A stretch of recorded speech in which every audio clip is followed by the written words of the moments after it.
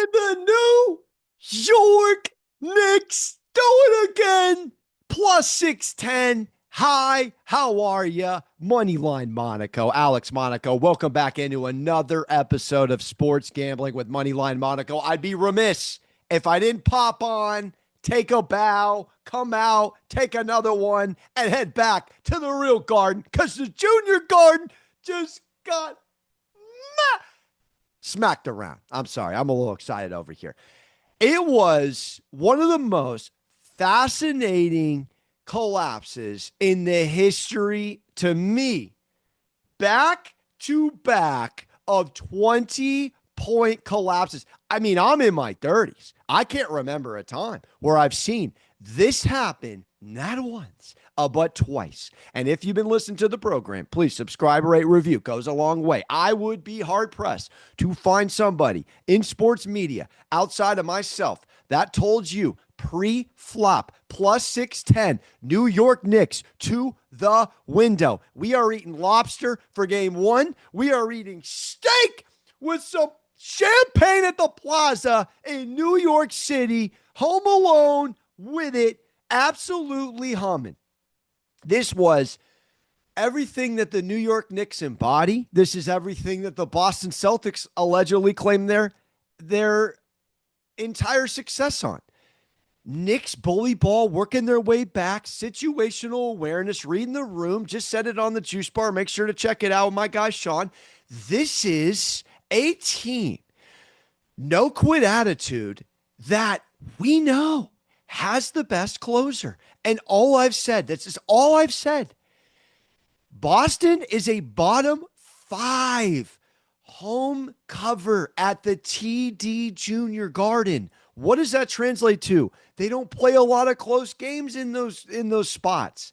Now, Jalen Brunson, and I'll just spare you all of it and just tell you, is up there with Michael Jordan when it comes to clutchness as far as early part of his playoff success. He's 140 piece away from tying Bernard King for the history of 40 pieces for the Knicks. He is leading the league far and away in clutch moments, fourth quarter spots, usage rate, field goals made, yada, yada. I don't want to keep gassing them up because I don't want the best kept secret in this playoffs to finally catch up on the betting market.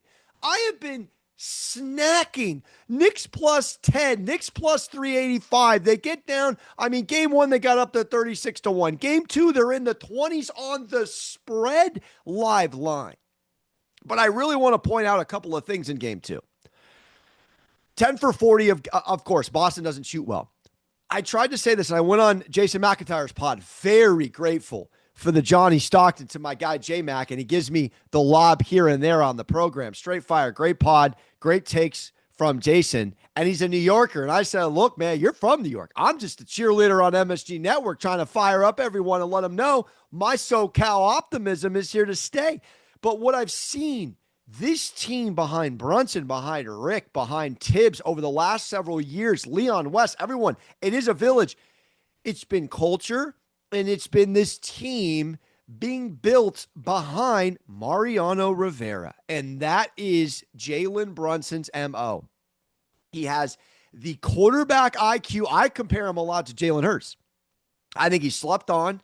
I think situationally, he is the best point guard in the NBA for the fit, hear me out, of any team in the NBA outside of maybe SGA, the MVP himself. Luka on the Lakers, the best fit. He got bounced in 5 games, babes. All right, we're talking about a guy with a killer instinct, with the ability to not have, I mean, he didn't have under 10 points going into the fourth. I said this just now. Josh Hart had 21, leading the team.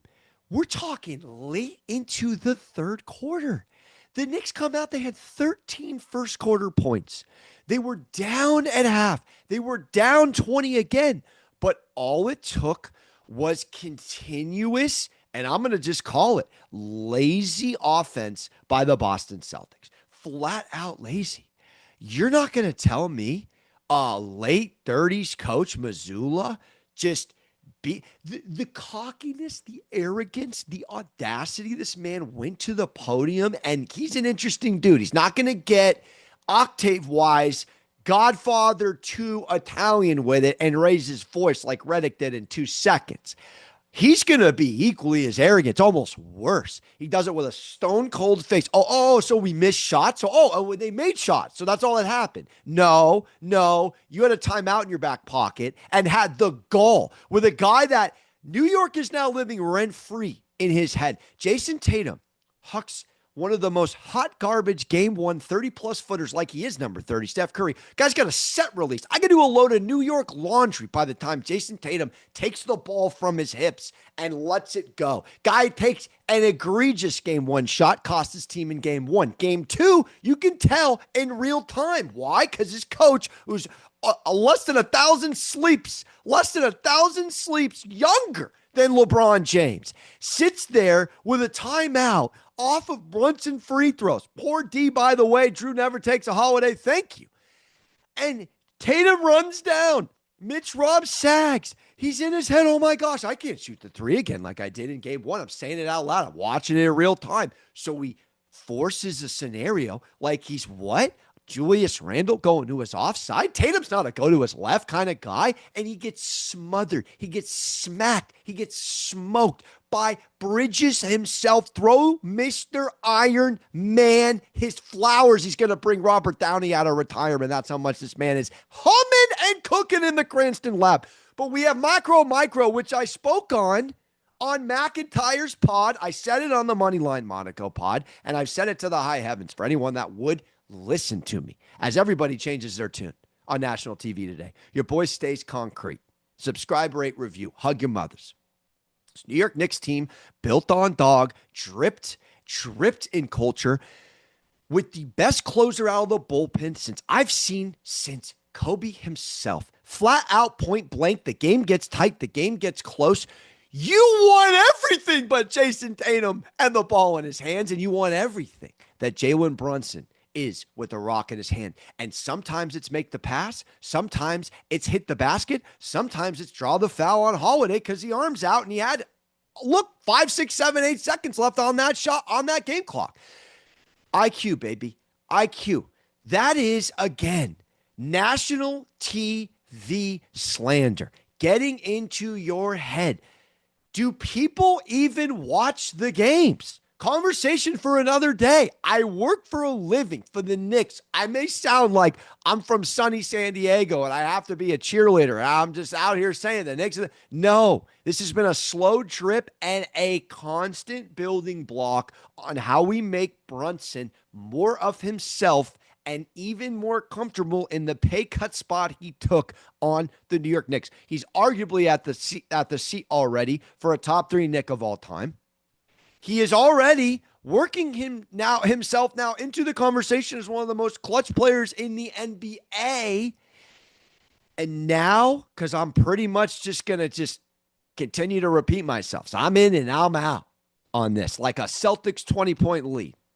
Bubs, I am now telling you, this Knicks team, because game one, I said it, Bridges and Cat give you combined 26 points. That's a Knicks baked-in loss in the regular season. Now, OG doesn't give you close to 10. Josh Hart's leading in scoring. Brunson's in single digits headed into the fourth. And they're going to win that game too. Oh my. Boston better go into Enigma 2 Aaron Rodgers deep state meditation. All right? And they better do it in a sleep. I don't think there's tea, clam chowder, or Dunkin' Donuts super ingredients that can save this team. One of the biggest, most embarrassing losses I've ever seen for a team gifted a series. Somebody said it on national TV. Finally, they're taking 30-footers. You're just going to give them that because they did it in the regular season? You got to remind yourself, people don't try hard anymore in the NBA regular season. It's a fugazi. It's a objects in mirror are not as they appear. If you listen to me, I smack around a lot of spots because it's a non-try-hard league with a bunch of millionaires who are shopping for other ways to make a living outside of ball. Another conversation for another day. Knicks win. Everyone changes their tune. Your boy is eating lobster. Plus 610. I got him to win the East. I got him to win the finals. Now everybody is going to join the Knicks. I just came on here to take my flowers. Nothing more, nothing less. We absolutely smoked the books. We have ourselves a beautiful New York afternoon, and you hug your mothers while you're out there. By the way, my mom's in town. Shout out to the moms. In the building, New York City, baby. New York is up. No coffee needed. Throw up naturally. No gel needed. We are the New York Knicks. Ta-ta, real smooth.